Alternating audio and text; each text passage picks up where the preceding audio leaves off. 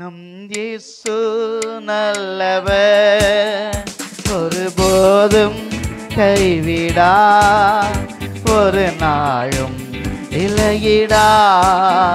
நம் இயேசு நல்லவர், ஒருபோதும் கைவிடா, ஒரு நாளும் விலகிடா. ஒன்று சேர்ந்து நாம் துதிப்போம், சத்தானை மீதிப்போம், தேசத்தை சுதந்தரிப்போம். ஒன்று சேர்ந்து நாம் துதிப்போம், சத்தானை தேசத்தை சுதந்தரிப்போம். சொல்லுங்க எல்லாரும் சேர்ந்து. நம் இயேசு நல்லவர், ஒருபோதும் கைவிடார், ஒரு நாளும் விலகிடா. கண்ணீரை காண்கிறார், உன் கதறலை கேட்கிறார். சொல்லுங்க அம்மேன். கண்ணீரை காண்கிறார், உன் கதறலை கேட்கிறார். வேதனை அறிகிறார், உன் வேதனை அறிகிறார். இன்று விடுதலை தருகிறார், இன்று விடுதலை தருகிறார். கரம் தட்டி ஒன்று சேர்ந்து நாம் துதிப்போம். ஆமென். தேசத்தை சுதந்தரிப்போம், ஒன்று சேர்ந்து நாம் துதிப்போம், சாத்தானை மீதிப்போம், தேசத்தை சுதந்தரிப்போம். நம் இயேசு நல்லவர், ஒருபோதும் கைவிடா, ஒரு நாள். எதிர்காலம் நமக்குண்டு, எதிர்காலம் நமக்குண்டு. எதற்கும் பயமில்லை, எதற்கும் பயமில்லை. எதிர்காலம் நமக்குண்டு, எதற்கும் பயம். அதிகாரம் கையிலே, அதிகாரம் கை. ஆளுவோம் தேசத்தை, அதிகாரம் கையிலே நாம் ஆளுவோம் தேசத்தை, நாம் ஆளுவோம் தேசத்தை. கரம் தட்டி ஒன்று சேர்ந்து நம் துதி. ஓ ஆமென். தேசத்தை சுதந்தரிப்போம், ஒன்று சேர்ந்து நாம் துதிப்போம். ஆமென். தேசத்தை சுதந்தரிப்போம். நம் இயேசு நல்லவர், ஒருபோது கைவிடார், ஒரு நாம் விலகிட.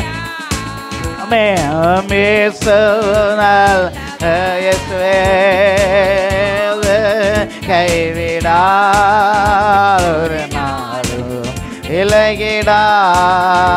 நம் இயேசு நல்லவர், ஒருபோது கைவிடா, ஒரு நாளும் விலகிடா.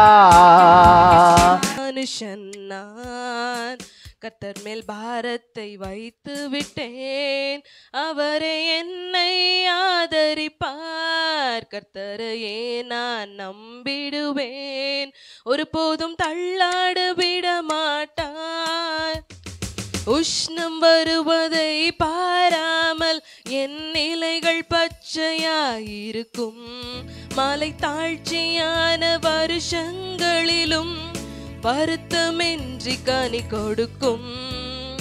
உஷ்ணம் வருவதை பாராமல் என் நிலைகள் பச்சையாயிருக்கும், மலை தாழ்ச்சியான வருஷங்களிலும் வருத்தமின்றி கனி கொடுக்கும். என் வேர்கள் தண்ணீருக்குள், என் நம்பிக்கை இயேசுவின் மேல். என் வேர்கள் தண்ணீருக்குள், என் நம்பிக்கை இயேசுவின் மேல். கர்த்தர் மேல் நம்பிக்கை வைக்கும் மனுஷன் நான்,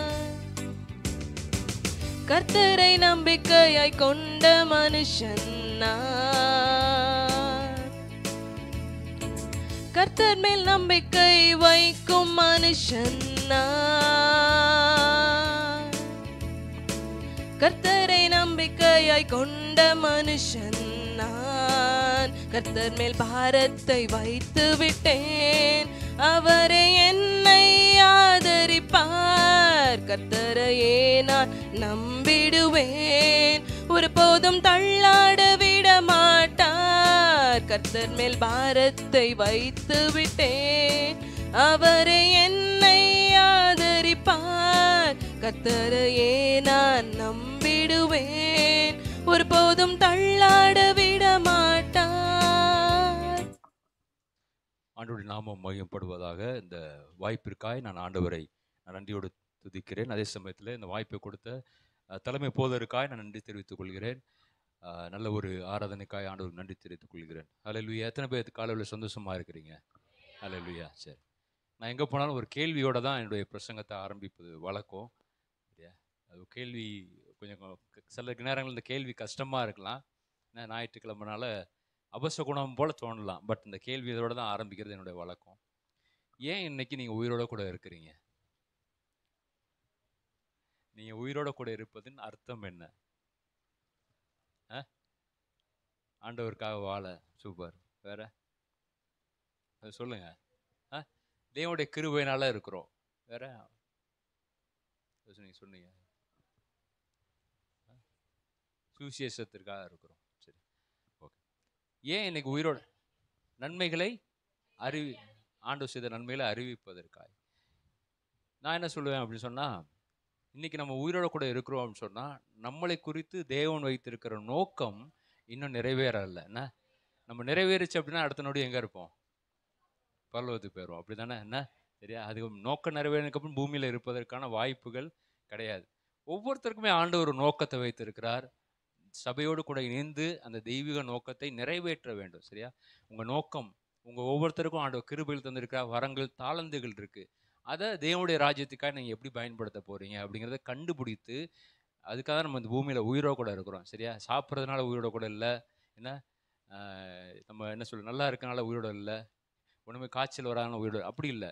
உயிரோட கூட இருக்கிற ரீசன் என்ன அப்படின்னா, ஆண்டுடைய நோக்கம், ஆண்டுடைய தெய்வீக திட்டம் நம்முடைய மேல் ஒவ்வொருத்தருக்கு மேலே இருக்கு. அந்த திட்டத்தோட தெய்வீக திட்டத்தை சபையோடு கூட இணைந்து ஊழியம் செய்வதற்காக ஆண்டவர் நம்ம வைத்திருக்கிறார். என்ன உங்க ஊழியம் பூமியில நிறைவேறுச்சு அப்படின்னா அடுத்த நொடி எங்க இருப்பீங்க? நீங்க பரலோகம் இருப்பீங்க. சரிங்களா? சரி, ஓகே. இதை மனதில் வைத்து உங்கள் தெய்வீக திட்டத்தோடு இணைந்து நோக்கத்தை அறிந்து தேவ சபையோடு இணைந்து ஊழியங்களை செய்வீங்க. சரி, என்னாகும் 14வது அதிகாரம் 9வது வசனத்தை நாம் எல்லாரும் எடுத்துக்கொள்வோம், சேர்ந்து அதை வாசிப்போம். என்னாகமும் 14வது அதிகாரம் 9வது வசனத்தை நாம் சேர்ந்து வாசிப்போம். பழைய ஏற்பாட்டில் பக்கம் 187வது பக்கம். என்னாகமும் 14:9வது வசனம். கர்த்தருக்கு விரோதமாக மாத்திரம் கலகம் பண்ணாதீர்கள், அந்த தேசத்தின் ஜனங்களுக்கு நீங்கள் பயப்பட வேண்டியதில்லை, அவர்கள் நமக்கு இரையாவார்கள், அவர்களை காத்த நிழல் அவர்களை விட்டு விலகி போயிற்று, கர்த்தர் நம்மோடு இருக்கிறார், அவர்களுக்கு பயப்பட வேண்டியதில்லை என்றார்கள். கடைசி பகுதி திரும்ப வாசிப்போமா? கர்த்தர் நம்மோடு இருக்கிறார், அவர்களுக்கு பயப்பட வேண்டியதில்லை என்றார்கள். ஹல்லேலூயா. பக்கத்து உங்களை பார்த்து சொல்லுங்க, கர்த்தர் நம்மோடு இருக்கிறார். நிறைய நேரங்களில் நமக்கு இருக்கிற பெரிய பிரச்சனை என்னன்னா பயம். என்ன அநேக பயங்கள் இருக்கிறது, அநேக சூழ்நிலை பார்த்து பயப்படுறோம். ஆனால் வேதம் அழகாக சொல்லப்பட்டிருக்குது, கர்த்தர் நம்மோடு இருக்கிறார், அவர்களுக்கு பயப்பட வேண்டியதில்லை. நான் வேகமாய் நேரம் அனுமதிக்குள்ள சீக்கிரமாய் ஒரு 12 வரை நான் பிரசங்கம் பண்ணலான்னு நினைக்கிறேன். ஹல்லேலூயா. என்ன சரி, நீங்கள் பார்க்குற பார்வையே தெரியுது. சரி, சீக்கிரமாக போதகர் கொடுத்த அந்த நேரத்துக்குள்ளே, உங்கள் ஆராதனை நேரத்துக்குள்ளே நான் அதை முடித்து உங்களை ஜெபத்தோடு வீட்டுக்கு அனுப்ப நான் ரெடியாக இருக்கிறேன். சரி, ஜான் வெஸ்லி என்கிற தேவ மனிதர் இவ்விதமாய் இந்த வார்த்தையை ஒரு ஸ்டேட்மெண்ட் ரொம்ப அழகாக சொல்றார். The best thing of all is God is with us. The best thing of God is best thing of all is God is with us. எல்லாவற்றிலும் சிறந்த விஷயம் தேவன் நம்மோடு இருப்பது தான். என்ன சொல்றாரு? எல்லாவற்றிலும், உலகத்தில் இருக்கிற எல்லாவற்றையும் சிறந்த விஷயம் என்ன அப்படின்னா, தேவன் நம்மோடு கூட இருப்பதுதான் மிக மிக முக்கியமான சிறந்த விஷயம். உங்களுக்கு ஒருவேளை வாலிபால்கிட்ட கேட்டால் உங்கள் ஆசை என்ன அப்படின்னா 2 விஷயம் ரொம்ப ஆசையாக சொல்லுவாங்க. என்ன அப்படி தானே? ஒன்று R15 வாங்கணும், இல்லை புல்லட் வாங்கணும், அப்படி தானே? இல்லை ரெண்டாவது ஐஃபோன் வாங்கணும், அப்படி தானே? யாருக்கும் ஆசை இல்லையா? ரொம்ப நல்ல வாலிபாலாக இருக்கிறீங்க, பரவாயில்ல. பொதுவாகவே ஒரு சிறந்த விஷயம் என்னன்னா, ஒரு பெரிய ஒரு பைக் வாங்கணும், இல்லை பெரிய ஒரு ஃபோன் வாங்கணும். அதான் உங்களுடைய வாழ்க்கையின் லட்சியம். உங்கள்கிட்ட கேட்டான்னு சொல்லுவீங்க, ஒரு நல்ல ஒரு வீடு வாங்கணும், என்ன நல்ல ஒரு சொத்து வாங்கணும், லேண்டு வாங்கணும். இப்படி நிறைய பேருக்கு ஆசை இருக்கும். ஆனால் ஜான் வெஸ்லி சொல்றாரு, உலகத்தில் இருக்கிற மிக சிறந்த விஷயம் என்ன அப்படின்னா, பணமோ பொருளோ இல்லை, சொத்துக்களோ இல்லை, தேவன் நம்மோடு கூட இருப்பதுதான் மிக சிறந்த விஷயம். அல்லேலூயா. தேவன் நம்மோடு கூட இருக்கிறார். இந்த சம்பவம் உங்களுக்கு எல்லாருக்குமே தெரியும். என்ன ஆகும்? 13, 14 அதிகாரத்தை நீங்கள் வீட்டில் போய் நேரம் எடுத்து இன்று இரவு தூங்குறதுக்கு முன்னாடி என்ன பண்ணுங்க, இதெல்லாம் வேக வேகமாக வாசிச்சு பாருங்க, நிதானமாக வாசிச்சு பாருங்க. இந்த சம்பவங்கள் என்ன என்ன சொல்லப்பட்டிருக்கு? மோசே அங்கே 12 பேரை தெரிந்து கொண்டு என்ன பண்றாரு, கானானை வேவு பார்க்குவதற்காய் அங்க 12 பேரை என்ன பண்றாரு, அனுப்பி வைக்கிறார். என்னது? வேவு பார்க்கிறதுக்காய் ஒரு சர்வே. என்ன, அந்த தேசம் எப்படிப்பட்ட தேசமா இருக்குது, செழிப்பான தேசமா, அங்க எப்படி இருக்கு, ஜனங்கள் எப்படிப்பட்ட இருக்கிறாங்க, அவங்கள நம்ம ஜெயிக்க முடியுமா, ஏகப்பட்ட சர்வே அனுப்புவதற்காய் ஒவ்வொரு கோத்திரத்திலும் ஒவ்வொரு நபர்களை தெரிந்து கொண்டு அங்க தேசத்துக்கு அனுப்புறதை பார்க்குறோம். இந்த 12 பேரும் தேசத்தை போய் சுற்றி பார்க்குறாங்கன்னா, எங்கே இருக்குது, எவ்வளோ ஹோட்டல்ஸ் இருக்குது, எவ்வளோ மால் இருக்குது, எவ்வளோ பீச் இருக்குது, என்னெல்லாம் இருக்குங்கிறத உட்காந்து அப்படிலாம் ஒன்றும் கிடையாது. ஏன்னா தேசத்தில் என்னெல்லாம் இருக்குங்கிறத அவங்க போய் சுற்றி பார்க்குறாங்க. பழங்கள் பயங்கரமாக இருக்குது. திராட்சை கொடியை தூக்கிட்டு வர எத்தனை பேர் வராங்க? 2 பேர் தூக்கிட்டு வரான். அப்போ திராட்சை கொடி எவ்வளோ பெருசாக இருந்திருக்கணும்.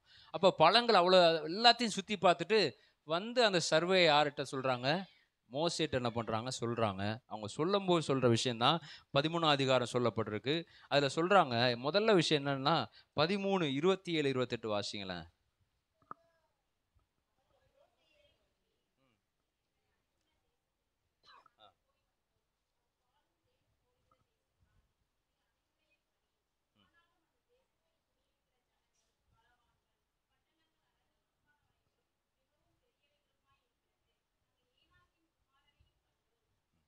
இப்போ தேசத்தை சுற்றி பார்த்து வந்தவங்க சொல்கிற விஷயம் என்ன, ரொம்ப பெரிய பெரிய பட்டணம் இருக்குது, பெரிய இதாக இருக்குது, அழகழகாக இருக்குது, எல்லாமே பழங்கள் பயங்கரமாக இருக்கு. ஆனால் அவங்க சொல்கிறாங்க, அங்கே ஜனங்கள் பலவான்கள், அங்கே நாங்கள் ஏனாக்கின் குமாரரையும் கண்டோம்னு சொல்கிறாங்க. அவர்கள் பார்த்து வந்த அந்த சூழ்நிலைகளே அவங்க எக்ஸ்பிளைன் பண்ணுறாங்க. என்ன, ரொம்ப அழகாக எக்ஸ்பிளைன் பண்ணுறாங்க. இப்படி இருந்துச்சு, நாங்கள் போனோம், மலையில் ஏறினோம், இப்படி தேசம் இப்படி இருந்துச்சு, எங்களை பார்த்த ஜனங்களை பார்த்தாலே பெரிய பெரிய ஆட்களாக இருக்கிறாங்க, பலசாலியாக இருக்கிறாங்க அப்படின்னு சொல்லி நிறைய விஷயங்கள் சொல்கிறாங்க.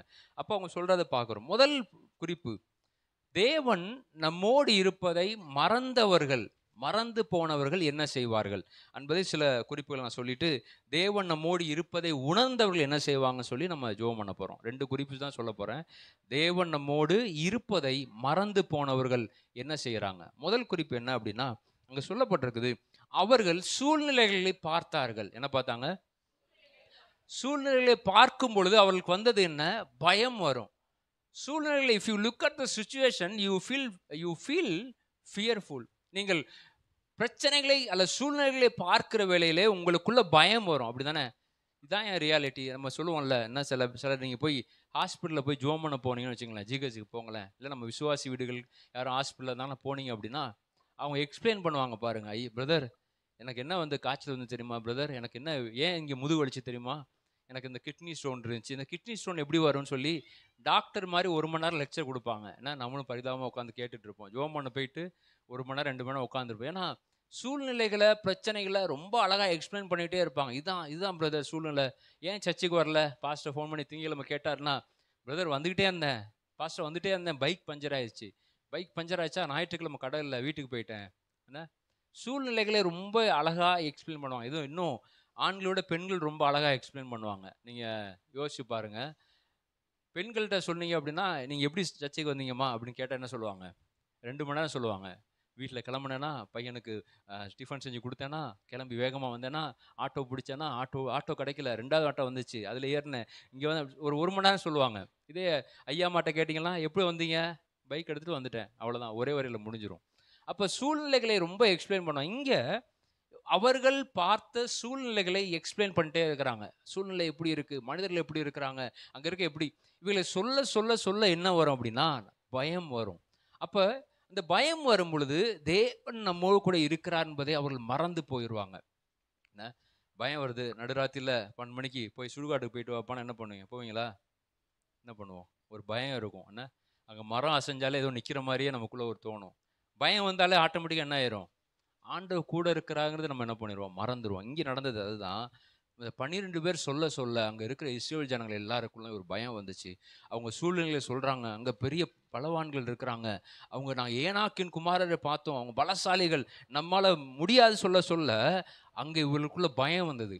நீங்கள் சூழ்நிலை குறித்து பேச பேச சூழ்நிலைகளை பார்த்தா நமக்குள்ள பயம் வந்துடும். பயம் வந்தால் ஆட்டோமேட்டிக்காக என்ன ஆயிரும், தேவன் நம்மோடு கூட இருக்கிறார் என்பதை நம்ம மறந்து போயிடுவோம்.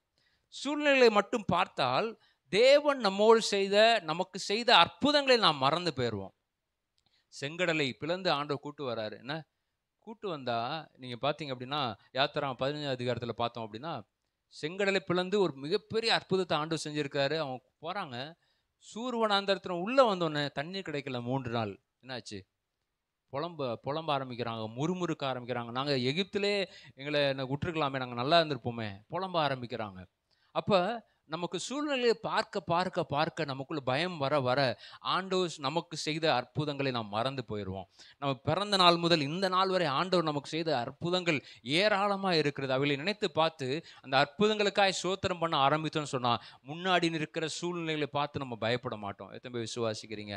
முன்னாடி இருக்கிற சூழ்நிலைகளை பார்த்து பயப்பட ஆரம்பிக்கிறோம். நான் சொல்லுங்க, இந்த சூழ்நிலைகளை விட என் தேவன் பெரியவர். நான் முன்னாடி பார்க்கிற இந்த சூழ்நிலைகள், இந்த காணான் என்கிற பலவான்கள் இருக்கிற பரவாயில்ல, ஆனா செங்கடலை கடந்த எங்களுக்கு கடக்க செய்த ஆண்டவர் என் கூட இருக்கிறாரு. கற்பாரிலும் தண்ணீரை உண்டு பண்ண ஆண்டவர் என் கூட இருக்கிறாரு. வனாந்தரத்தில் மன்னாவை பொழிந்த ஆண்டவர் என் கூட இருக்கிறாரு. இயற்கைக்கு அப்பாற்பட்ட வல்லமைகளை பகலிலே மேகஸ்தம்பமாகவும் இரவில் அக்கினி ஸ்தம்பமாகவும் தந்த ஆண்டவர் சர்வ வல்லவர் என் கூட இருக்கிறாருங்கிறதை மறக்காம அவர்கள் அறிக்கை செய்ய செய்ய முன்பா இருக்கிற சூழ்நிலைகளை நாம் என்ன பண்ண மாட்டோம், பார்க்க மாட்டோம்.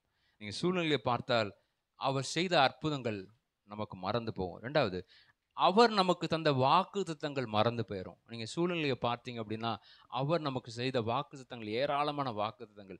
இந்த ஜனங்களுக்கு ஆண்டவர் சொன்னார், மோசேட்ட சொன்னார், நான் அவனை என்ன பண்ணுவேன், ஜனங்களை கூட்டிக் கொண்டு கானான் தேசத்துக்கு, நான் வாக்கு பண்ணப்பட்ட தேசத்திற்கு கொண்டு போய் சேர்ப்பேன். வாக்கு பண்ணிட்டார், ஒரு மிகப்பெரிய வாக்கு தத்தம். ஆனால் அந்த வாக்கு தத்தத்தை மறந்து போனாங்க. ஏன் அப்படின்னா, சூழ்நிலைகளை பார்க்கும் பொழுது, உங்கள் வாழ்க்கையில நீங்க எப்படிப்பட்ட பாதையில, கடினமான பாதைகளை போகும் பொழுது அந்த சூழ்நிலைகளை பார்ப்பீர்கள் சொன்னால் உங்களுக்குள்ள பயம் வரும். உங்களுக்குள்ள பயம் வரும் பொழுது தேவன் தந்த வாக்குத்தத்தத்தை நீங்கள் மறந்து போவீங்க. அதை விட்டு நீங்க என்ன செய்ய வேண்டியது என்ன அப்படின்னா, தினந்தோறும் வாக்குத்தத்தங்கள் சொல்லி ஜெபம் பண்ண ஆரம்பிங்க. ஆண்டவர் எங்களுக்காய் வாக்கு பண்ணி இருக்கிறார், எங்களை கானான் தேசத்திற்கு கொண்டு சேர்க்கும் வரை, எங்களை பரலோகம் கொண்டு சேர்க்கும் வரை, மரண பரியந்தம் எங்களை கைவிடாத தேவன் சொல்லி வாக்கு பண்ணின ஆண்டவர், இதுவரை நடத்தின ஆண்டவர் இனிமேல் எங்களை நடத்துவார், தப்புவிப்பார் என்கிற அந்த அறிக்கை செய்யும் பொழுது நாம் சூழ்நிலைகள் அல்ல, சூழ்நிலைகளை விட பெரிய தெய்வத்தை நாம் ஆராதிக்கிறோம். ஹல்லேலூயா! எத்தனை பேர் விசுவாசிக்கிறீங்க? ஹல்லேலூயா! நாம் மார்க் 4 அதிகாரத்தில் பார்க்கும் பொழுது இயேசு கிறிஸ்துவை கூட்டு கொண்டு போகிற சீஷர்கள், இயேசுவோடு கூட பிரயாணம் செய்கிற சீஷர்கள் போறாங்க. படகுல பிரயாணம் பண்ணும்போது எது பயங்கர புயல் காற்று, அலைகள் எழும்புது, படகு நிரம்பத்தக்கத அலைகள் அடித்து கொண்டே இருக்குதுன்னா மிகப்பெரிய ஒரு பயம். சீஷர்கள் எழுப்பி சொல்றாங்க, ஐயரே நாங்கள் மடிந்து போகிறோம். என்ன ஒரு நீங்கள் நானும் இயேசு கிறிஸ்துவா தான் என்ன சொல்லியிருப்போம், ஏயா உனக்கு அறிவு இல்லையா, நானும் தானே போட்டில் இருக்கிறேன், நீ செத்து போனால் நான் யார் சாவேன் என்ன? ஆனால் இயேசு கிறிஸ்து ரொம்ப அழகாக அதை சொல்கிறார். அவர் எழுந்து நின்று முதல்ல அதட்டியது யார் அதட்டினார்? ஆனால் நம்ம என்ன செஞ்சுருப்போம், முதல்ல இருந்துச்சுனே வாய மூடுறா அப்படின்னு தான் சொல்லியிருப்போம். என்ன ஏன் கம்முனுக்கிறா, ஏன்டா அப்படி பண்ணுற, அமைதியாரு நான் பார்த்துக்கிறேன் அப்படி தான் சொல்லியிருப்போம். ஆனால் இயேசு கிறிஸ்து முதலாவது எழுந்து நின்று காற்றையும் கடலையும் அதட்டி விட்டு அது அமர்ந்தது. பின்பாக சீஷர்களை பார்த்து சொன்னார், அற்ப விசுவாசிகளை ஏன் நீங்கள் பயப்பட்டீர்கள்? இன்னைக்கு நம்ம மனிதர்களை பார்த்து என்ன பண்ணுறோம், பேசுகிறோம், பிரச்சனைகளை குறித்து பேசாமல் மனிதர்களை குறித்து பேசுகிறோம். ஆனால் ஆண்டவர் எப்போவுமே மனிதர்களை குறித்து அல்ல, பிரச்சனைகளை குறித்து அவர் பேசுகிறார். எத்தனை பேர் விசுவாசிக்கிறீங்க? நம்ம சூழ்நிலைகளை பார்ப்போம்னு சொன்னால் நமக்கு பயம் வரும். நம்ம சூழ்நிலையை பார்க்க ஆரம்பிச்சிட்டோம்னு சொன்னால் நமக்குள்ள வாக்குத்தத்தங்கள் மறந்து போவோம். சூழ்நிலைகளை பார்ப்போம்னு சொன்னால் நமக்குள்ள ஆண்டவர் நம்ம கூட இருக்கிறார் என்பதை நம்ம மறந்து போவோம். ஆண்டவர் என்ன பண்ணுறாரு, 1 சாமுவேல் 17 அதிகாரத்தில் பார்க்கும் பொழுது முதல் ராஜா யார் இஸ்ரவேலில்? யார்? சவுல். பவுலா இல்லையா? சவுல். சரியா? ஓகே. சவுல் முதல் ராஜா. என்ன அவனை சொல்லும்போது வேதாகமம் அழகாக சொல்லப்பட்டிருக்கு, இஸ்ரவேலிலே அவன் என்னது ஒரு உயர்ந்த மனிதன். என்ன அவனை விட யாரும் உயர்ந்தவன் கிடையாது, உயரமான ஒரு மனிதன். ஆனால் கோலியாத்தை பார்க்கும் பொழுது அவன் என்ன பண்ணா, நடுங்கி உட்கார்ந்து இருக்கிறான். இஸ்ரவேலே உயரமான மனிதன் சவுல். ஆனால் அவனை விட உயரமான ஒரு கோலியாத்தை பார்க்கும் பொழுது அவன் பயந்து போய் நடுநடுங்கி அவன் தான் யார் என்பதை மறந்து போகிறான். ஒரு ராஜா, தேசத்தை ஆளுகை செய்கிறவர், தேசத்தில் யுத்தம் பண்ணுகிறவர், பாதுகாக்க வேண்டிய ஒரு நபர் நடுநடுங்கி உட்கார்ந்து கொண்டு என்ன பண்றாரு? அமைதியா இருக்கிறார். யாரும் போகாதீங்கப்பா, உட்காருங்க, அமைதியா இருங்க. ஆனா தாவீது கிட்டத்தட்ட அந்த அளவு சவுல் அளவு கூட உயரமான மனிதன் இல்லை, சாதாரண ஒரு பையன்தான், ஒரு வாலிபன். ஆனால் அவன் கோலியாத்தை பார்த்த விதம் எப்படி இருக்கு? ஒரு விஷயம் சிங்கம் வந்தது, ஒரு விஷயம் கரடி வந்தது, அந்த சிங்கத்தையும் கோலியாத்தையும் தப்புவித்த ஆண்டவர் இந்த முன்பாக நிற்கிற கோலியாத்தை மேற்கொள்ள அவர் வல்லவர். அல்லேலூயா. நம்ம சூழ்நிலையை பார்த்தோம் சொன்னா நமக்கு பயம் வரும். ஆனால் சூழ்நிலைகளை விட்டுட்டு நம்ம ஆண்டவரை பார்த்தோம்னு சொன்னா அந்த பயத்தை ஆண்டவர் எடுத்து போடுவார். ஆண்டவர் நமக்காய் அற்புதங்களை செய்ய அவர் போதுமானவர். ரெண்டாவது வாசிங்க, என்னாகும் 13ஆம் அதிகாரம் 31, 32 வாசிங்களேன்.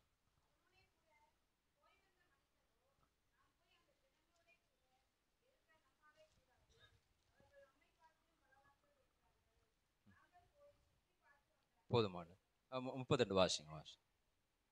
நாங்கள் போய்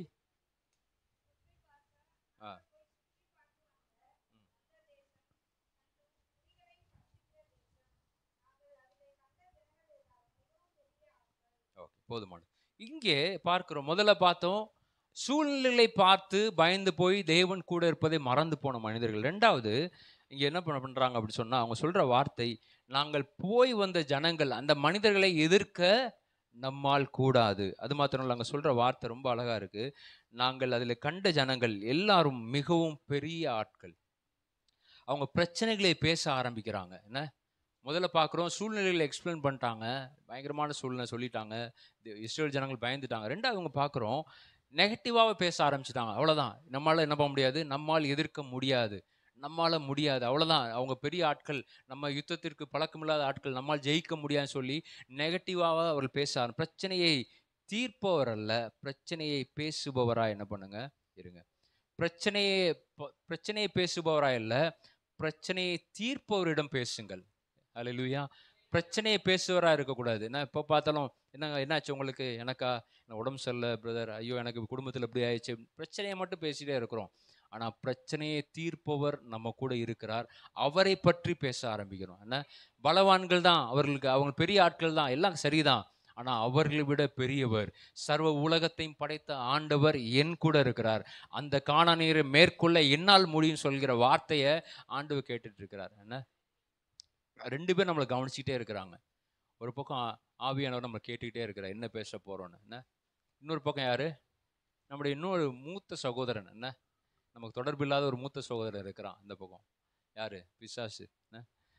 அவனும் கேட்டுகிட்டே இருக்கிறான் என்ன பேச போகிறீங்க, என்ன பேச போகிறீங்க, என் தம்பி எனக்கு இந்த பிரச்சனைப்பா, என்ன என்னால் என் வாழ்க்கை முடிஞ்சு போச்சு, அவ்வளோதான் என் வாழ்க்கை, பேசுறீங்களா, அவன் ரொம்ப சந்தோஷப்படுவான், பேசு, இன்னும் நல்லா பேசு, என் வறுமையினால் சாக போகிறேன், ரொம்ப நல்லது, அவன் சொல்லுவான், ஓகே நீ சாக போகிற, இன்றைக்கி சாக போகிற, லைட்டாக நெஞ்சு வலிக்கிற மாதிரி இருக்கு, என்ன சொல்லுவான் அவன், ஆமாம் இது ஹார்ட் அட்டாக் தான், நீ இப்போயே சாக போகிற, ரெடியாரு. நம்மளும் ஆமாம் இது ஹார்ட் அட்டாக் தான், அப்படியே ஹார்ட் அட்டாக், திரும்ப உண்மையிலே ஹார்ட் அட்டாக் வந்துடும். அப்போ நம்ம எதை பேச போகிறோம், தேவனுடைய வார்த்தைகளை பேச போகிறோமா, அல்லது பிசாசு தருகிற நெகட்டிவான விஷயங்களை பேச போகிறோமா? குடும்பத்தில் பேச ஆரம்பிங்க, கணவன் மனைவிக்குள்ளே பேச ஆரம்பிங்க, பிள்ளைகளிடத்தில் பேச என்ன எப்போ பார்த்தேன் பிள்ளைங்களை பார்த்து நீ எல்லாம் எதுக்கு இருக்கிற, என்ன உன்னை பெற்றதுக்கு ஒரு கிலோ அரிசியை பெற்று இருக்கலாம் அப்படின்லாம் சொல்கிறா பெற்றோர்கள் இருக்கிறாங்க. என்ன நீ எதுக்கு இருக்கிற, உன்னை விட ஒரு 4 எருமை மாடு வாங்கி மேய்ச்சிருக்கலாம், என்ன மேய்க்க வேண்டியதானே, என்ன அப்படிலாம் பேசுகிறாங்க பெற்றோர்கள் இன்னைக்கு. பிள்ளைகளிடத்துல, உங்களுடைய கணவரிடத்துல, குடும்பங்களில் மனைவிடத்தில் சரியான வார்த்தைகளை பேச ஆரம்பிங்க. தேவன் அதான் எதிர்பார்க்குறார். நெகட்டிவான வார்த்தைகள், என்ன நீ உருப்படவே மாட்ட, என்ன நீ ஒன்றுமே ஒன்றத்துக்கு லாய்க்கில்லை அப்படின்னு சொல்லிகிட்டே இருந்தான் அப்படின்னா என்ன ஆயிரும், உருப்படாமல் தான் போவான். உங்கள் வார்த்தைகள் ரொம்ப ரொம்ப முக்கியம். என்ன உங்கள் வாயின் அதிகாரத்தில் என்னெல்லாம் இருக்குது, ஜீவனும் மரணமும் உங்கள் நாவின் அதிகாரத்தில் இருக்குது. நீங்கள் எதை பேச போகிறீங்க, ஜீவனையா மரணத்தையா? என் வாழ்க்கை அவ்வளோதான், ஐயோ போச்சு, என்ன என் வாழ்க்கை இந்த பிரச்சனையில் முடிஞ்சு போயிடும் அப்படின்னா முடிஞ்சு தான் போயிடும். ஆனால் பேச ஆரம்பிங்க, என் வாழ்க்கை தேவன் மாற்றுவார், என் வாழ்க்கை வியாதியை தேவன் மாற்றுவார், என் படிப்பு வரல தேவன் எனக்கு அறிவை தருவார், என்ன ஒருவன் வேண்டிக் கொள்ளும் பொழுது ஆண்டவர் என்ன பண்ணுவார்? ஞானத்தை தருகிற ஆண்டவர், சர்வ வல்லவர். அப்போ அதை வாயினால் அறிக்கை பண்ண ஆரம்பிங்க. இவங்க என்ன சொல்கிறாங்க? அவங்க பேசுகிறதெல்லாம் பிரச்சனை தான் பேசிகிட்டு இருக்கிறாங்க. 1 சாமுவேல் 14 அதிகாரம் 33 வசனத்தில் பார்த்தீங்கன்னா, சவுல் தாவீது சொல்கிறார், நான் போய் கோலியாத்தை மேற்கொள்கிறேன்னு சொல்லும்போது சவுல் சொல்கிற வார்த்தை, உன்னால் கூடாது. அவன் யார்? கோலியாத் யார்? சிறு வயது முதல் யுத்த வீரன். நீ யார்? சாதாரண ஆடு மேய்க்கிற ஒரு நபர். உன்னால் முடியாதுப்பா, உன்னால் கூடாது. இப்படியே சொல்லிட்டு வேணா நெகட்டிவாகவே நம்மளை பேசிகிட்டே இருக்கிற ஆட்களை என்ன பண்ணுங்க? அவாய்ட் பண்ணிடுங்க. நீங்கள் பாசிட்டிவாக பேச, தேவனுடைய வார்த்தைகளை பேச ஆரம்பிங்க. தாவீது சொல்கிறாரு, என்ன சொல்கிறாரு? ஒரு விஷயம், கரடி வந்தது. ஏன் கரடியும் சிங்கம் வந்துச்சுன்னு தெரியுமா? கோலியாத்தை மேற்கொள்னு சொன்னால் கரடியும் மேற்கொள்ளணும், சிங்கத்தையும் மேற்கொள்ளணும், பெரிய கோலியாத்தையும் மேற்கொள்ளணும். என்ன உங்கள் வாழ்க்கையில் வருகிற பிரச்சனைகள் எதற்குன்னு சொல்லி கலங்கி தவிக்கிறீங்களா? உங்கள் வாழ்க்கையில் வருகிற பிரச்சனைகள் உங்களை உருவாக்குகிறது. உங்களுக்கென்று ஆயத்தமாக்கப்பட்ட கோலியாத்தை மேற்கொள்ளுகிற வரை உங்களுக்குள் கரடி வருகிறது, சிங்கம் வருகிறது. அவைகளை நீங்கள் எதிர்க்க ஆரம்பிக்கும் பொழுது உங்களுக்காக ஒரு கோலியாத் வைக்கப்படுகிறது. கோலியாத்தை மேற்கொள்ளும் பொழுது உங்களுக்கென்று ஒரு சிங்காசனம் ஆயத்தமாக இருக்கிறது. அல்லேலூயா. எத்தனை பேர் விசுவாசிக்கிறீங்க? என்ன வாழ்க்கையில் பிரச்சனை வந்தோன்னா, ஐயோ பிரச்சனை வந்துச்சு, கவலைப்படாதீங்க. இந்த பிரச்சனையை பாடமாய் ஆண்டவர் தருகிறார். இவைகளை ஏற்றுக்கொள்ளுங்கள், ஜெபிங்க, இந்த பிரச்சனையை மேற்கொள்ளுங்கள். ஆண்டவர் உங்களுக்காக ஒரு உயர்வை வைத்திருக்கிறார். எத்தனை பேர் விசுவாசிக்கிறீங்க? அல்லேலூயா. யாத்திரா 15 அதிகாரத்தில் நம்ம பார்க்கும் பொழுது அங்கே தண்ணீர் இல்லைன்னு சொல்லி முறுமுறுக்க ஆரம்பிக்கிறாங்க. என்ன முறுமுறுக்கிறாங்க? மார்க் 4 அதிகாரத்தில் பார்க்கும்போது அதே வார்த்தை தான், நாங்கள் மடிந்து போகிறது உமக்கு கவலை இல்லையா? ஏன் கவலை? என்ன ஆண்டவர் ரொம்ப அழகா சொல்றாரு, என்ன நாளை தினத்தை குறித்து கவலைப்படாங்க. நம்ம எல்லாம் யாரு? விசேஷித்தவர்கள். யாரோட பார்வையில்? என்ன நம்ம பார்த்து, ஐயோ எனக்கு மூக்கு சரியில்லை, என் கண்ணு சரியில்லை, என் முடி சரியில்லை, என் காது சரியில்லை, நான் இப்படி இருக்கிறேன்னு சொல்லி நம்ம புலம்பிகிட்டே இருக்கிறோம். ஆனால் தேவனுடைய பார்வையில் நீங்கள் யார் அப்படின்னா, நம்ம எல்லாரும் யார்? பெஸ்ட்டான ஆட்கள். அல்லேலூயா. சொல்லுங்களேன், தட்டி சொல்லுங்க, நம்மளாம் யார்? பெஸ்ட்டான ஆட்கள். என்ன நீங்கள் கண்ணால் பார்க்கும்போது சொல்லும்போது, நான் கிடையாது, நான் யார்? தேவனுடைய பிள்ளை. என்ன தேவன் பார்க்கிற விதத்தில் உங்களை பார்த்தீங்கன்னு சொன்னால் உங்கள் வாழ்க்கை ரொம்ப அழகாக இருக்கும். உங்கள் பார்வையில் உங்கள் வாழ்க்கையை பார்த்தீங்கன்னா ரொம்ப மோசமாக இருக்கும். நீங்கள் எப்படி பார்க்க போகிறீங்க? எப்படி பேச போகிறீங்க? தேவன் எதிர்பார்க்கிற வார்த்தைகளை பேச ஆரம்பிங்க. அந்த கோலியாத்தை எதிர்க்க ஒரு கல் போதும். என்ன பெரிய பெரிய யுத்தவர்கள் இருந்தாங்க, பெரிய பெரிய தளபதிகள் இருந்தாங்க. அவங்க யாருமே கோலியாத்தை மேற்கொள்ள வரல. ஆடு மேய்க்கிற சாதாரண குருவியை சுடுற, சாதாரண கல்லை அடிக்கிற, ஒரு கவனை வைத்து அடிக்கிற ஒரு சாதாரண ஆடு மேய்ப்பனை ஆண்டவர் பயன்படுத்தினான்னு சொன்னான். உங்களுக்கு முன்னாடி நிற்கிற கோலியாத், அது எப்படிப்பட்ட கோலியாத்துன்னு எனக்கு தெரியாது, ஆனால் உங்களுக்கு தெரியும், ஆண்டவருக்கு தெரியும். நீங்கள் ஜெபம் பண்ணுங்க, இந்த கோலியாத்தை ஜெயிக்க என்னால் முடியாது, ஆனால் உம்மால் முடியும், உம்மால் கூடும் என்று சொல்லும் பொழுது அவர் நம்மை கொண்டு அந்த கோலியாத்தை மேற்கொள்ள அவரால் முடியும். எத்தனை விசுவாசிக்கிறீங்க? நம்மளையும் பயன்படுத்துவார், அந்த கோலியாத்தை மேற்கொள்ள செய்வார். ஹல்லேலூயா. எரிகோ கோட்டையை சுற்றி வரும்போது ஆண்டவர் என்ன சொன்னார்? கொஞ்சம் சொல்லுங்களேன். எத்தனை நாள் சுற்றி வர சொன்னார்? 7 நாள். 7 நாள் என்ன பண்ண சொன்னார்? 7 நாள் துதிக்க சொன்னாரா? 6 நாள் என்ன சொன்னார்? அமைதியாக இருக்க சொன்னார். 7வது நாள் 7 தடவை சுற்றி வாங்க, துதிச்சு கொண்டு வாங்க. ஏன் 6 நாட்கள் அமைதியாக சொன்னார்? நான் யோசிச்சு பார்க்குறேன். ஒருவேளை பேச ஆண்டவர் சும்மா நீங்கள் சுற்றிட்டு வாங்க அப்படின்னு சொல்லியிருந்தால் என்ன பண்ணியிருப்போம்? நம்ம சும்மாவே பேசுவோம். ஏன்னா அங்கே பாரியா, இந்த ஆராய்ச்சியாளர்கள் சொல்கிறாங்க, அந்த சுவர் 2 லாரி போகிறத்தக்கத அளவான சுவராம். உடைக்க ஆரம்பித்தாலே பல ஆண்டுகள் ஆகுமா மனிதர்கள் உடைக்கிறதுக்கு. அப்படிப்பட்ட சுவரை நம்ம போனோன்னா என்ன பண்ணுவோம்? அப்பா எவ்வளோ பெரிய சுவராக இருக்குது, இதை இடிக்க நம்ம முடியாது, என்ன பண்ணுவோம்? நம்ம திரும்பி போயிடுவோம் அப்படின்னு பேச ஆரம்பிப்பாங்க. என்ன ஒரு கூட்டத்தை, ஏன் அவர் யோசுவாவை நம்பி, மோசையை நம்பி ஏன் இங்கே அவர் தான் செத்து போயிட்டார்ல, வா நம்ம போவோம், எகிப்துக்காச்சும் போவோம், சாப்பாடாச்சும் கிடைக்குன்னு சொல்லி ஒரு கூட்டத்தை என்ன பண்ணியிருப்போம்? நீங்கள் நானும் வந்தால் கூட்டு வந்திருப்போம். ஆனால் ஆண்டவர் சொன்னார், பேசாத. என்ன உங்கள் வாழ்க்கையில் முன்பாக எரிகோ கோட்டை இருக்கும் பொழுது அதை நோக்கி பேசாதீங்க. எவ்வளோ பெரிய எரிகோ கோட்டை, எவ்வளோ பிரம்மாண்டமாக கட்டியிருக்கிறாங்க, ஒன்று பேச வேணாம். எரிகோ கோட்டையை தானாக விழ செய்கிற ஆண்டவருடைய மகிமையை பேச ஆரம்பிங்க. எத்தனை பேர் விசுவாசிக்கிறீங்க? என்ன அதான் 6 நாள் அமைதியாவா. என்ன பிள்ளைங்கள்லாம் பயந்துருவாங்க. 6 நாட்கள் அமைதியாவாங்க, யாரும் பேசக்கூடாது. ஒருத்தர் கூட பேசலை, நெகட்டிவாகவும் பேசலை, எதுவுமே பேசலை. ஆனால் 7வது நாள் துதிக்க ஆரம்பித்தாங்க. அந்த எரிகோ கோட்டை, உடைக்க முடியாத எரிகோ கோட்டை, அது தானாகவே இடிந்து விழுந்தது. உங்களுடைய வாழ்க்கையிலும் என்னுடைய வாழ்க்கையிலும் இடிக்க முடியாத, உடைக்க முடியாத அநேக தடைகள் உங்கள் வாழ்க்கையில் முன்பாக இருக்குன்னு சொன்னா, இந்த காலையில் அவர் துதிக்க ஆரம்பிங்க. ஆண்டவரே, உண்மை நாங்கள் துதிக்கிறோம், சர்வ வல்லவர் நீர் என்று சொல்லும் பொழுது அவர் நமக்கு முன்பாக இருக்கிற பிரச்சனைகளை அவர் தானாகவே இடிந்து போக பண்ணுவார். எப்பொழுது அவரை துதிக்கும் பொழுது, அவரை ஆராதிக்கும் பொழுது, எரிகோ கோட்டை உடைத்தெறிந்த ஆண்டவர் உங்கள் வாழ்க்கையில் என்னுடைய வாழ்க்கையில் முன்பாக இருக்கிற எல்லா எரிகோ கோட்டை போன்ற பிரச்சனைகளை அவர் தகர்த்தெறி அவர் போதுமானவர். ஹல்லேலூயா. இல்லை, கடைசியாக சொல்றேன், என்ன 14 அதிகாரம் 1 வசனம் சொல்லப்பட்டிருக்கு. சபையர் எல்லாரும் கூக்குலிட்டு புலம்பினார்கள், ஜனங்கள் அன்று ரா முழுதும் அழுது கொண்டிருந்தார்கள் சொல்லப்பட்டிருக்கு. 2 வசனம் பின்பகுதி சொல்லப்பட்டிருக்கு, எல்லாரும் அவர்களை நோக்கி எகிப்து தேசத்திலே செத்து போனோமானால் நலமாயிருக்கும், இந்த வனாந்தரத்தில் நாங்கள் செத்தாகில் நலம். தேவன் நம்மோடு கூட இருப்பதை மறந்து போனவங்க என்ன பண்ணுவாங்கன்னா, மரணத்தை பற்றி அதிகமாக பேசுவாங்க. நான் செத்தா நல்லா இருக்கும்யா. இப்போ ட்ரெண்ட் எப்படி ஆச்சுன்னா, கிறிஸ்தவர்கள் பேசுகிற விஷயம் எப்படியாச்சும் நான் இன்னைக்கு பரலோகமாச்சு, இன்னைக்கு போயிடணும். என்ன மறைமுகமாக சொல்கிற விஷயம், எப்படியாச்சும் பரலோகம் போயிடலாம்யா, இன்னைக்கு நான் பரலோகம் போனால் நல்லா இருக்கும். ஏன் வீட்டில் அவ்வளோ பிரச்சனை இருக்குது, நான் எப்படி பரலோகம் போயிட்டா நல்லா இருக்குமேன்னு. பரலோகம் தான் நம்ம போக போகிறோம். ஆனால் பூமியில் இருக்கிற வரையில் மரணத்தை குறித்து நம்ம பேசக்கூடாது. என்ன மரணம் கண்டிப்பாக வரும், எல்லா இடத்துலையும் வரும். என்ன நான் சாவாமை குறித்து பேசுகிறேன்னு தப்பாக நினச்சிக்காதீங்க. என்ன நமக்கு எல்லாருக்கும் மரணம் வரும், கண்டிப்பாக மரணத்தை சந்திக்க தான் போகிறோம். ஆனால் பூமியில் இருக்கிற நாட்களில் மரணத்தை குறித்து பேசாதீங்க.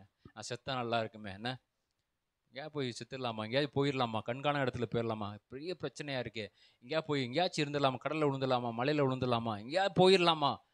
இந்த எண்ணங்களை ஆண்டவர் அருவருக்கிறார். வாழ வழி தெரில, செத்து போனால் நல்லா இருக்கும். என்ன நான் ஆண்டவர் சொல்கிறாரு, நான் கூட இருக்கிறத நீ என்ன பண்ணு, மறந்து போயிட்ட. எலியா தீர்க்கதரிசி மிகப்பெரிய ஒரு தீர்க்கதரிசி. எசபெல் சொன்ன ஒரு வார்த்தைக்கு நேராக எங்கே போனார், தற்கொலை எண்ணத்துக்கு நேராக போனார். சூரச்செடி உங்களுக்கு தெரிந்திருக்கும், சூரச்செடியில் வர அந்த விஷக்காற்று ஒரு மனிதனை கொஞ்சம் கொஞ்சமாக என்ன பண்ணிடும், ஸ்லோ பாய்சன். என்ன எலியா தீர்க்கதரிசி போய் படுத்துட்டோம் அப்படின்னா, பாவம் தீர்க்கதரிசி தெரியாமல் தூங்கிட்டாரு, அப்படி செத்து போயிட்டாரு, மக்கள் பேசிக்குவாங்க. மறைமுக என்ன, நான் செத்து போனால் நல்லா இருக்கும். ஆண்டவரே சொல்றார், போதும் கர்த்தாவே என்னை எடுத்துக்கொள்ளும். தற்கொலை எண்ணம் எலியா தீர்க்கதரிசியில் வந்துச்சு.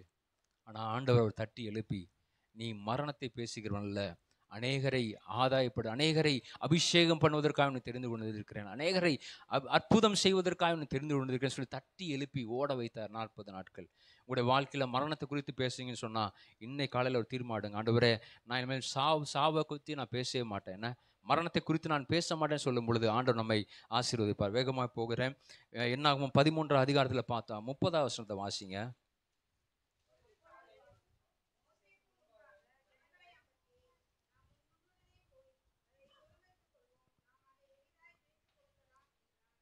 இதுவரை நம்ம பார்த்தது தேவன் நம்மோடு இருப்பதை மறந்து போன மனிதர்கள் பேசின வார்த்தைகள். சூழ்நிலையை பற்றி பேசினாங்க, பிரச்சனைகளை பற்றி பேசினாங்க, மரணத்தை குறித்து பேசினாங்க, நிறைய விஷயங்களை பார்த்தோம். இப்போ தேவன் நம்மோடு இருப்பதை உணர்ந்த மனிதர்கள் என்ன பேசுவாங்க அப்படின்னா, முதல்ல யோசுவாவும் காலேப் சொல்கிற வார்த்தை, உடனே எளிதாய் ஜெயிக்கலாம். உடனே விசுவாச வார்த்தைகளை பேசுகிறாங்க. சூழ்நிலை உண்மைதான், அவங்கள ஜெயிக்க முடியாது, யுத்தம் பண்ண யாருமே கிடையாது, ஓகே உண்மைதான். ஆனால் அவங்களுக்கு ஒன்று தெரியும், ஆண்டவர் நம்ம கூட இருக்கிறாரு, உடனே எளிதாய் போய் அதை ஜெயிக்கலாம். விசுவாச வார்த்தைகளை பேச ஆரம்பித்தாங்க. யாத்திராகமம் 14 அதிகாரத்தில் பார்க்கும் பொழுது ஆண்டவரிடத்துல மோசே கேட்குற, ஆண்டவரே நான் என்ன செய்யறது, என்ன ஆண்டவர் உடனே அங்கே அற்புதங்கள் செய்ததை நம்ம பார்க்கிறோம். 1 சாமுவேல் 14 அதிகாரத்தில் தாவீது பேசுகிற வார்த்தைகள், இந்த கோலியாத்து எனக்கு எம்மாத்திரம். கோலியாத்தை நோக்கி வேக வேகமாக ஓடி வர்றாரு. கோலியாத்து இந்த தாவீது கோலியாத்தை பார்த்த விதத்தை கோலியாத்து ரொம்ப அழகா சொல்றாரு, நீ கம்பு எடுத்துட்டு வரையே, நான் என்ன நாயா? என்ன தாவீதுக்கு தெரியும், அவன் சிங்கமும் கிடையாது, கரடியும் கிடையாது, அவன் யாரு, நாயின்னு சொல்லி தான் கம்பையும் கல்லையும் எடுத்துட்டு போறான். நம்ம விசுவாச வார்த்தைகளை வைத்து பேச ஆரம்பிக்கும் பொழுது சில நேரங்களில் விசுவாசத்தில் கிரியை செய்ய ஆரம்பிக்கணும். என்ன விசுவாச வார்த்தைகளை பேசுவது மாத்திரமல்ல, விசுவாசத்தில் கிரியை செய்யும் பொழுது ஆண்டவர் அற்புதங்கள் செய்வதற்கு அவர் போதும். நம்ம என்ன பண்ணுறோம், ஒரு கற்பனை கதை சொல்லுவாங்க, எப்போதுமே நீங்கள் கேள்விப்பட்டிருக்கலாம். ஒரு அம்மா ஒரு கோடி கொடுத்து பயங்கரமான ஒரு அழகான ஒரு வீடு வாங்கினாங்க, ஒரு கடற்கரை ஓரமாக. கடற்கரையை ஜன்னலை திறந்தோம் அப்படின்னா கடற்கரை தரணும், ரொம்ப ஆசாசையாக 1 கோடி வாங்கிட்டு வீடுக்குள்ளே வந்து பார்த்து ஜன்னலை திறந்து பார்க்குறாங்க. பார்த்தா கடல் தெரியல, ஒரு சின்ன குன்று மாதிரி ஒன்று இருக்குது.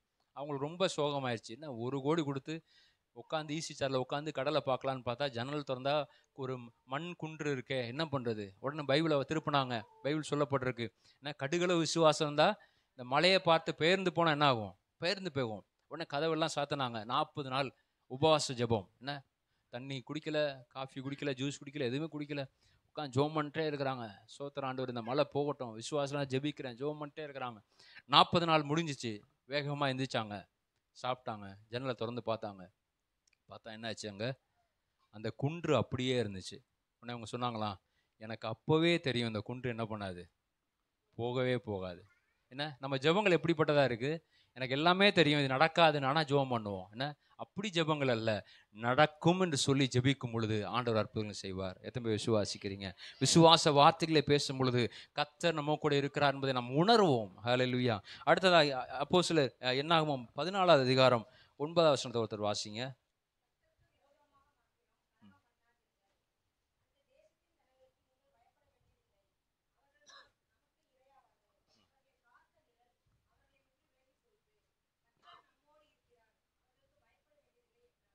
இப்போ காலேப்பும் சொல்ற விஷயம் என்ன அப்படின்னா, அவங்க சொல்றாங்க, அங்க கர்த்தர் நம்மளுக்கு இருந்தால் என்ன பண்ணுவான், நமக்கு அவர்களுக்கு பயப்பட வேண்டியதில்லை சொல்லி அவங்க சொல்றாங்க. மற்றவர்களை தைரியப்படுத்துறாங்க. தேவன் நம்மோடு கூட இருப்பார்னு சொன்னால் நம்ம என்ன பண்ணுவோம்? நம்ம மற்றவர்களை தைரியப்படுத்துகிற மனிதர்களாக நம்ம என்ன பண்ணுவோம், இருப்போங்கிறத பார்க்கலாம். யோசுவாவும் காலேப்பும் என்ன பண்ணுறாங்க, அங்கே தைரியமாக அவங்க சொல்கிறாங்க, கர்த்தர் நம்ம கூட இருக்கிறார், நம்ம பிரியம் இருந்தாலும் அதை செய்வார்னு தைரியமாக சொல்கிறாங்க. மற்றவர்களை தைரியப்படுத்துகிறாங்க. நீங்கள் பயப்படாதீங்க, அவங்க என்ன பண்ணுவாங்க, அவர்களை காத்த நிழல் அவர்களை விட்டு போயிட்டு என்ன மற்றவர்களை தைரியப்படுத்துவாங்க. யார்? கர்த்தர் நம்மோடு இருக்கிறார் என்பதை உணர்ந்த மனிதர்கள் மற்றவர்களை தைரியப்படுத்துவாங்க. அப்போஸ்தலர் 27 அதிகாரம் நீங்கள் வீட்டில் சென்று நிதானமாக வாசித்து பாருங்கள், நேரம் இல்லை. பவுல் சிறை கைதியாய் கொண்டு போகப்படுகிறார். கொண்டு போகும்பொழுது அங்கே பயங்கரமான காற்று, பயங்கரமான புயல், தப்பி பிழைக்க வாய்ப்பில்லை என்ற பொழுது பவுல் எழுந்து சொல்கிறாரு, நீங்கள் என்ன பண்ணுங்க, தைரியமாக எழுந்து போஜனம் பண்ணுங்க, சாப்பிடுங்க, ஏன்னா கர்த்தர் சொல்லியிருக்கிறார், கர்த்தர் சொன்னது நடக்கும், நீங்கள் எல்லாருமே தப்பி பிழைப்பீர்கள்னு சொல்லி பவுல் தைரியமாக சொல்கிறார். ஏன்னா சூழ்நிலை அப்படிதான், எல்லாருமே சாக போகிறாங்க, பயங்கர புயல் காற்று, எல்லாமே உண்மைதான். ஆனால் பவுல் தேவன் பக்கத்தில் இருக்கனால அவர் தைரியமாக சொல்கிறாரு, மற்றவர்களை தைரியப்படுத்துகிற, யாருமே நீங்கள் சாப்பிடாம இருக்காங்க, தைரியமாக சாப்பிடுங்க, நம்ம எல்லாருமே தப்பி ஒருத்தன் கூட சாக மாட்டோங்கிறத தைரியமாக அறிக்கை பண்ணதை நம்ம பார்க்குறோம். மற்றவர்களை தைரியப்படுத்துவார்கள். நீங்கள் கர்த்தர் நம்மோடு கூட இருக்கிறார் என்பதை உணர்ந்த ஜனங்கள் மற்றவர்களை தைரியப்படுத்துவார்கள். ஹல்லேலூயா. நம்ம மற்றவர்களை ஒருத்தன் வந்து குறைய சொல்கிறான், ஐயா எனக்கு இது மாதிரி பிரச்சனை இருக்குது, உடனே அவன் பிரச்சனை தானேப்பா, அவன் பிரச்சனையிலேயும் செத்து போயிடுவேன் அப்படின்னு சொல்கிறத காட்டிலும், உன் பிரச்சனை மாறும், இயேசு கிறிஸ்து இருக்கிறார், இயேசப்பா இருக்கிறார் அப்படின்னு சொல்கிறதுக்கு தைரியப்படுத்துகிற கிருபைகளை ஆண்டவர் நமக்கு தருவார். கடைசியாக நான் சொல்லி முடிக்கிறேன். என்னாகும் 14வது அதிகாரம் 8வது வசனத்தை வாசிங்க.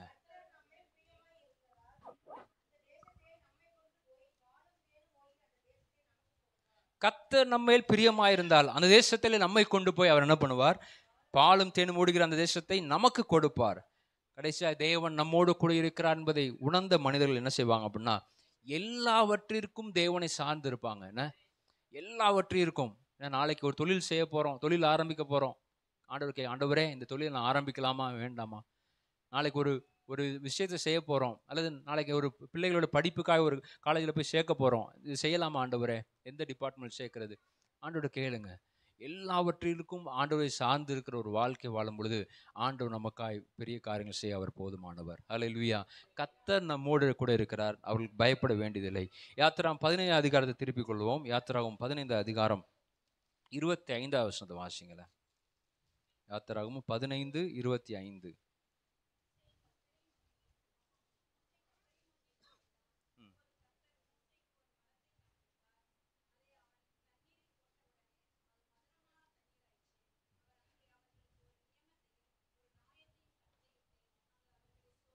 போதுமானது. இங்கே பார்க்கும் பொழுது அவர்கள் செங்கடலை விட்டு வெளியே வரும் பொழுது மாராவிற்கு அவர்கள் வந்த பொழுது தண்ணீர் கசப்பா இருந்துச்சு. 3 நாள் பிரயாணமா தண்ணீர் இல்லாம கஷ்டப்பட்டு வராங்க. மாராவில் வந்த பொழுது அந்த தண்ணீர் கசப்பா இருந்தது.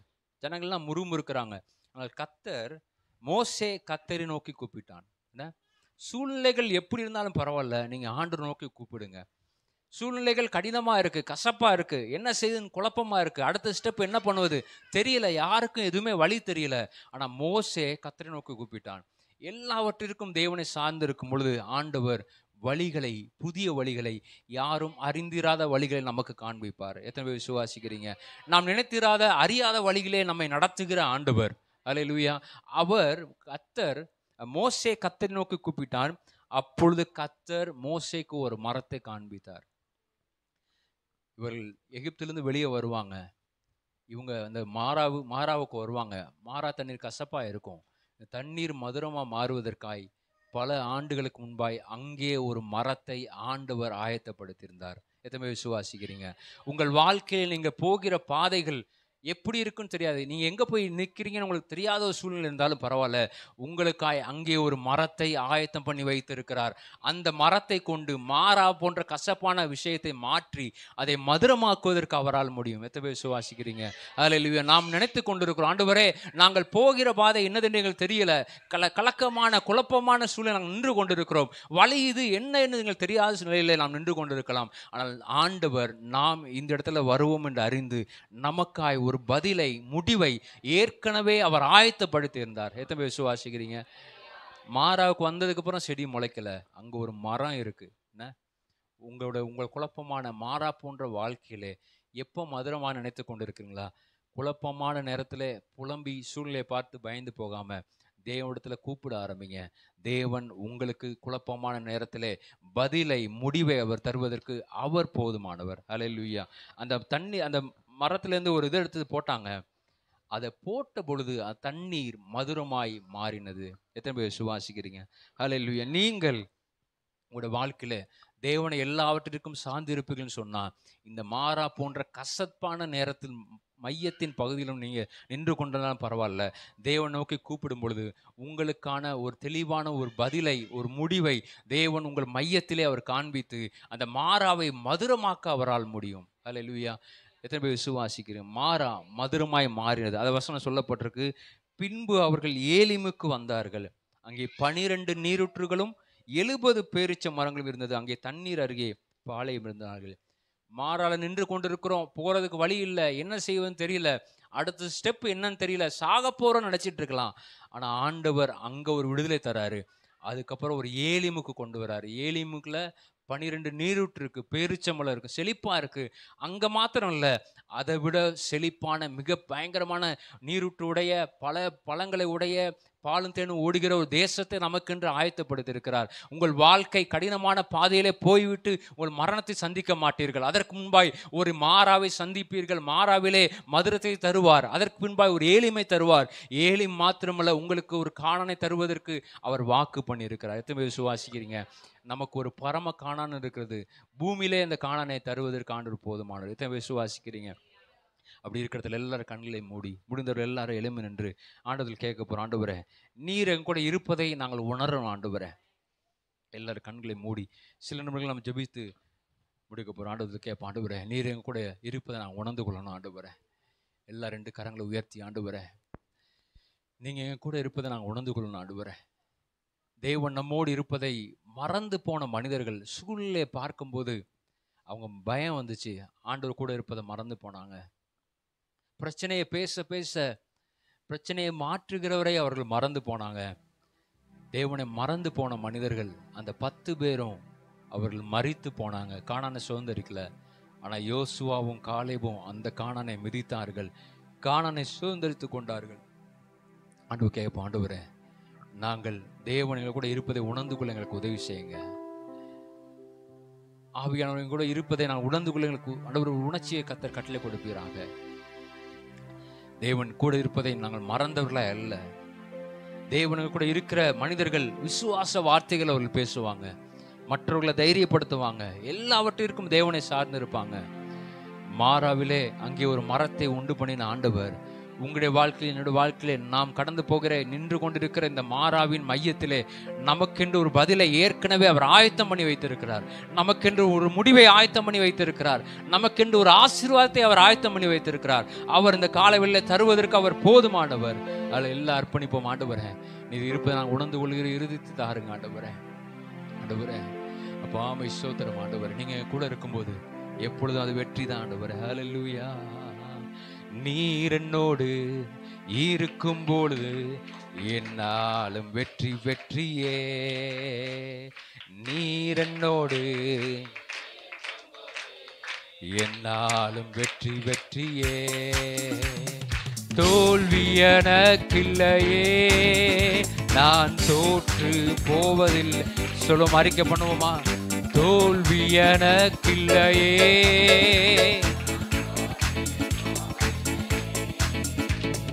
நீர் என்னோடு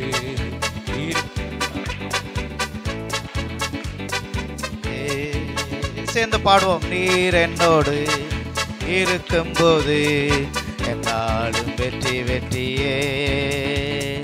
மலைகளை தாண்டிடுவேன், கடும் பள்ளங்கள் தகர்த்திடுவேன். சொல்லுங்க சத்தமா.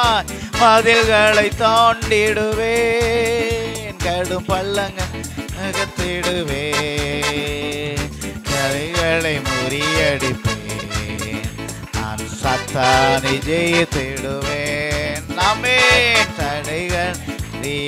தடைகளை முறியடிப்பேன், நான் சத்தானை ஜெயித்திடுவேன். அல்லேலூயா அல்லேலூயா அல்லேலூயா அல்லேலூயா. ஓ அல்லேலூயா அல்லேலூயா அல்லேலூயா அல்லேலூயா. ஓ அல்லேலூயா. நீர் என்னோடு இருக்கும்போது நாடும் வெற்றி வெற்றியே. சொல்லுங்க. நீர் என்னோடு நாடும் வெற்றி வெற்றியே. தோல்வி எனக்கில்லையே, நான் தோற்று போவதில்லையே. தோல்வி எனக்கில்லை இயேசுவே, நான் தோற்று போவதில்லையே. நீர் என்னோடு இருக்கும்போது நாடும் வெற்றி வெற்றியே. ஆமென். நீர் என்னோடு. அப்பா, நீங்க என்னோடு இருக்கும்போது ஆண்டவரே என்னாலும் வெற்றி உண்டு, எனக்கு தோல்வி இல்லை. நாளும் வெற்றி வெற்றியே. மரணம் கூறேங்கே, பாதாளம் ஜெயமேங்கே. சொல்லுங்காமே. மரணம் கூறேங்கே, பாதாளம் என்கே. கிறிஸ்து எனக்கு ஜீவன், அவனுக்கு ஆதாயமே. கிறிஸ்து எனக்கு ஜீவன், அவனுக்கு ஆதாயமே. அல்லேலூயா அல்லேலூயா அல்லேலூயா. ஓ அல்லேலூயா. சத்தமாய் அல்லேலூயா அல்லேலூயா அல்லேலூயா. ஓ அல்லேலூயா.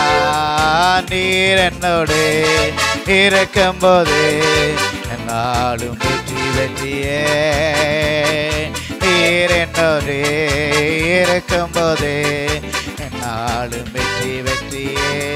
தோல்வி எனக்கில்லையே, நான் தோற்று போவதில்லை. ஆமென். விசுவாசத்தோடு சொல்லுங்க.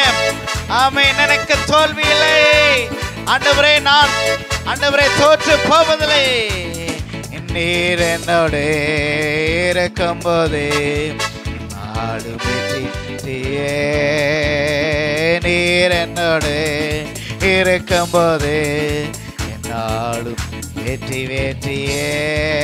ரெண்டு கரங்களை தட்டி ஆண்டவரே, நீங்க எங்கள் கூட இருக்கிறதுனால எங்களுக்கு வெற்றி உண்டு ஆண்டவரே, எங்களுக்கு ஜெயம் உண்டு ஆண்டவரே. நான் ஒரு நாளும் தோற்று போவதில்லை ஆண்டவரே. எல்லாரும் சொல்லுங்க, நான் தோற்று போவதே இல்லை ஆண்டவரே. ஆண்டவரே, எரிகோ போன்ற தடைகள் வந்தாலும் ஆண்டவரே, ஸ்தோத்திரம், மாறா போன்ற ஆண்டவரே கசப்பான அனுபவங்கள் வாழ்க்கையில வந்தாலும் ஆண்டவரே, நீர் எங்க கூட இருக்கிறபடினாலே, நீர் எங்களுக்கு முன் செல்லுகிறபடினாலே, நீர் எங்கள் கரத்தை பிடித்திருக்கிறபடினாலே நான் தோற்று போவதில்லை. மீண்டும் கரங்களை தட்டி ஆண்டவருக்கு ஆண்டவரே ஸ்தோத்திரம் ஆண்டவரே. நீ பேசுற நல்ல வார்த்தைகளுக்காக ரெண்டு கரங்களை தட்டி ரிபா லாரா கபா சந்துரி பதுரபலமா. இயேசுவே உமக்கு நன்றி ஆண்டவரே. நன்றி அப்பா. நான் ஒரு நாளும் தோற்று போவதில்லை ஆண்டவரே. அப்பா சோதரம் ஜெய கிறிஸ்து நீர் எங்களுக்கு முன் செல்லுகிறபடினால, எங்களை கரத்தை பிடித்து நடத்துகிறபடினால, ஆனால் அநேக நேரங்களில் ஆண்டவரே நாங்கள் நெகட்டிவாக பேசி விடுகிறோம், மரணத்தை குறித்து பேசி விடுகிறோம், தோல்வியை குறித்து பேசி விடுகிறோம், நம்பிக்கையற்ற சூழ்நிலையில பேசி விடுகிறோம், அநேக காரியங்களை குறித்து முறுமுறுத்து விடுகிறோம். ஆனா ஆண்டவரே, இன்னைக்கு காலையில நீங்க எங்களோடு பேசியிருக்கிறீர். அவைகளை அல்ல, நாங்கள் விசுவாச வார்த்தைகளை பேசுவோம். சொல்லுங்க, எல்லாரும் சொல்லுங்க. ஆண்டவரே, நாங்க விசுவாச வார்த்தைகளை பேசுவோம். நீங்க எங்க கூட இருக்கிறத ஒரு நாள் நாங்க மறந்து போக மாட்டோம். ஆண்டவரே, துதிக்கிறோம். ஆண்டவரே, எங்க வாழ்நாள் முழுவதும் நீங்க கூட இருந்து நடத்துங்க அப்பா. உம்முடைய கரம், உம்முடைய பாதுகாப்பும் ஆண்டவரே ஸ்தோத்திரம். ஆண்டவரே, உம்முடைய கிருபையும் எங்களை தாங்கி நடத்தட்டும். ஆண்டவரே, ஆண்டவரே ஜெய கிறிஸ்து, நீர் எங்களுக்கு முன் செல்வீராக. உம்முடைய கரம் கூட இருக்கட்டும். இந்த நாளிலே ஆண்டவரே ஸ்தோத்திரம், வந்து எங்கள் மத்தியில் ஆண்டவருடைய வார்த்தைகளை பகிர்ந்து கொண்ட அருமையான பாஸ்டருக்காக, குடும்பத்துக்காக எல்லாம் கரங்களை உயர்த்தி ஒரு நிமிடம் ஸ்தோத்திரம் பண்ணுங்க. இயேசுவே ஸ்தோத்திரம். மகனை ஆசீர்வதிங்க ஆண்டவரே, குடும்பத்தை ஆசீர்வதிங்க ஆண்டவரே, எதிர்காலத்தை ஆசீர்வதிங்க ஆண்டவரே. அவர்களை குறித்து வைத்திருக்கிற திட்டம் அவருடைய வாழ்க்கையில நிறைவேறட்டும் ஆண்டவரே. அப்பா, எல்லா தடைகள் உடைந்து போகட்டும் ஆண்டவரே. இயேசுவின் நாமத்தினால் இன்னும் அநேக ஆயிரங்களுக்கு, லட்சங்களுக்கு கர்த்தர் மகனை பயன்படுத்துவீராக. குடும்பத்தை கர்த்தர் ஆசீர்வதிங்க. நாங்கள் சபையாரா குடும்பத்தை ஆசீர்வதித்து ஜெபிக்கிறோம் ஆண்டவரே. இந்த நாளில் வந்திருக்கிற ஒவ்வொரு பிள்ளைகளுக்காக ஜெபிக்கிறோம் ஆண்டவரே. பலவிதமான கேள்விகள், சூழ்நிலைகள், கசப்புகள் ஆண்டவரே, ஒருவேளை எதிர்பார்ப்புகள் ஆண்டவரே ஸ்தோத்திரம் ஆண்டவரே, இவைகள் எல்லாம் என் வாழ்க்கையில் நிறைவேற வேண்டும் என்று எதிர்பார்ப்போடு வந்திருக்கிற ஒவ்வொருடைய வாழ்க்கையிலும் ஆண்டவர் எதிர்பார்ப்பை நிறைவேற்றி நான் கூட இருக்கிறேன், நான் ஒன்று விட்டு விலகுவதில்லை, கைவிடுவதில்லை என்று சொல்லி ஆண்டவரே ஸ்தோத்திரம் ஆண்டவரே. அப்பா, நான் உன்னோடு கூட இருப்பதை மறந்து போகாத, நெகட்டிவா பேசாத என்று சொல்லி நீர் பேசின நல்ல வார்த்தைகளுக்காக நன்றி செலுத்துகிறோம் ஆண்டவரே. இந்த வார்த்தைகளை எங்கள் இருதயத்தில் பதித்து கொண்டு விசுவாச வார்த்தைகளை அறிக்கையிட்டு நாங்கள் ஆண்டவரே ஸ்தோத்திரம் நியமித்திருக்கிற ஓட்டத்திலே பொறுமையோடு ஓட கர்த்தருக்கு நீர் ஒவ்வொருவருக்கும் கிருபை தரும்படியாக ஜெபிக்கிறோம். இந்த நாளிலே வர தவறின வெளி ஊரிலே, வெளிநாடுகளிலே காணப்படுகிற பிள்ளைகளுக்காக ஜெபிக்கிறோம். பலகீனமா இருக்கிறவங்களுக்காக ஜெபிக்கிறோம். கர்த்தர் சுகத்தை கொடுங்க, ஆறுதல் படுத்துங்க, சமாதானத்தை கொடுங்க. 6 நாட்களில் அழைத்து வாங்க. உம்முடைய திருச்சமக்கம் ஆண்டவரே ஒவ்வொரு பிள்ளைகளையும் ஆட்கொண்டு நடத்தட்டும். துதிகன மகிமை ஆவற்று உமக்கே செலுத்துகிறோம். மீட்பர் மூலம் ஜெபிக்கிறோம் எங்கள் ஜீவனுள்ள நல்ல பிதாவே, ஆமென். எல்லாரும் சேர்ந்து சொல்ல, என் ஆத்துமாவே என் முழு உள்ளமட பரிசுத்த நாமத்தை ஸ்தோத்திரி, என் ஆத்துமாவே கர்த்தரை ஸ்தோத்திரி, சகல வாழ்வையும் மறவாதே. ஆமென். நம்முடைய கர்த்தராகிய இயேசு கிறிஸ்துவின் கிருபை, பிதாவாகிய தேவனுடைய அன்பு, பரிசுத்த ஆவியானவருடைய அந்யோன்ய ஐக்கியம், சிநேகம், சமாதானம் இன்னும் சதா காலங்களில் நம் அனைவரோடு கூட இருப்பதாக. ஆமென். அல்லேலூயா.